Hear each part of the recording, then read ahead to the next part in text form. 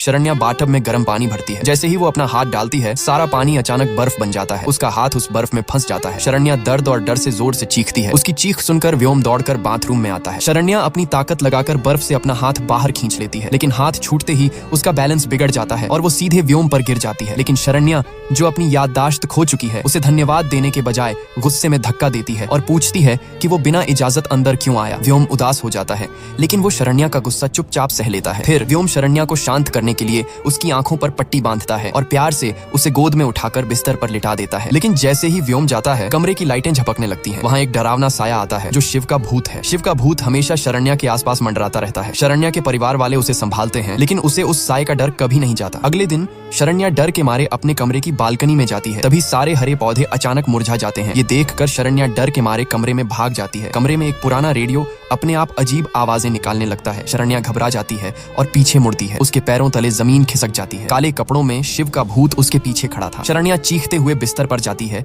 और खुद को कंबल में छुपा लेती है। कंबल के अंदर उसे अपने भयानक एक्सीडेंट के धुंधले साए दिखाई देते हैं। उसे एक कार और कपाली हिल का पुराना बोर्ड नजर आता है। शरण्या समझ जाती है कि उसकी खोई हुई यादों का जवाब कपाली हिल में है। अगले दिन शरण्या चुपचाप अपनी साइकिल लेकर कपाली हिल की ओर निकल पड़ती है, लेकिन शिव का भूत नहीं चाहता कि वो वहां जाए। पहाड़ी के सुनसान रास्ते में शिव का भूत अचानक उसके सामने आ जाता है। वो अपनी ताकत से एक बड़ा पेड़ शरण्या के रास्ते में गिरा देता है। पेड़ गिरने से शरण्या का बैलेंस बिगड़ जाता है और वो साइकिल से गिर जाती है। तभी व्योम अपनी कार लेकर वहां पहुंचता है और उसे बचा लेता है। व्योम घबराई हुई शरण्या को समझा बुझाकर वापस घर ले आता है। शरण्या अपने पिता और व्योम से कपाली हिल के एक्सीडेंट के बारे में पूछती है, लेकिन सब सच छुपा जाते हैं। शरण्या परेशान होकर अपना पुराना सोशल मीडिया अकाउंट खोलती है। वहां उसे व्योम के साथ अपनी पुरानी तस्वीरें मिलती हैं, जो पार्टी में सब लोग आ जाते हैं। दरअसल आज व्योम के ठीक होने की पार्टी थी। पार्टी में व्योम शरण्या के साथ डांस करता है, लेकिन शरण्या अब भी डरी हुई है। अचानक लाइट चली जाती है और जब वापस आती है तो शरण्या वहां नहीं होती। वो अकेले अस्पताल के बाहर निकल जाती है और किसी अदृश्य शक्ति के वश में आ जाती है। शरण्या पागलों की तरह अस्पताल से बाहर भागती है और एक सुनसान जगह पहुंच जाती है। वहां एक कुत्ता जोर जोर से भौंक रहा था। तभी शरण्या की आंखों के सामने वही डरावना साया फिर से आ जाता है। शरण्या डर के मारे पीछे मुड़कर देखती है। वहां शिव का भूत खड़ा था, जो अपनी लाल आंखों से उसे घूर रहा था। शरण्या की रूह कांप जाती है। आगे क्या हुआ जानने के लिए कमेंट में लिखो नेक्स्ट पार्ट।